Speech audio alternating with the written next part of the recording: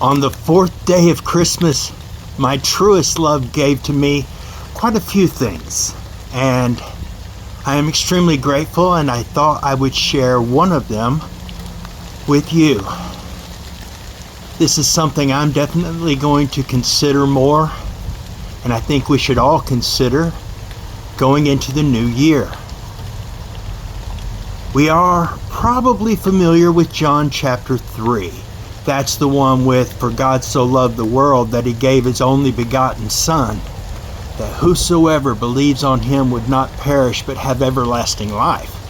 There's a lot of good stuff in that chapter, and if you're not familiar with it, you should probably check it out. There's the teaching of Jesus to Nicodemus about first you must be born of water and then of spirit. That's the flesh, naturally born, and the spirit. But I saw something I've never seen before. Have you ever heard, "Hey, I'll share the gospel with my actions"? Actions speak louder than words. John has reminded us that that's not the case, because Jesus taught this, what he spoke to Nicodemus, to the disciples before that. And I have read the Gospel of John I don't know how many times and never saw it.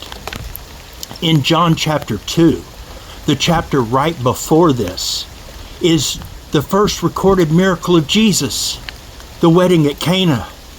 Yes, that very first miracle that Jesus did publicly that just kept the party going. Jesus turning water into wine. Why is that the first public recorded miracle of John that he recorded Jesus doing? In the next chapter, he explains it to us. Those water jars were waters set aside for purification rituals. Now, we may gloss over that because we know those purification rituals were legalism and trying to earn their way to God and all that stuff, and it's not good. Except for some of those purification rituals were good, and some of them were ordained by God. And also, hey, whether wrongly done or not, even if trying to earn their way to God, they were trying to earn their way to God because they were trying to please God.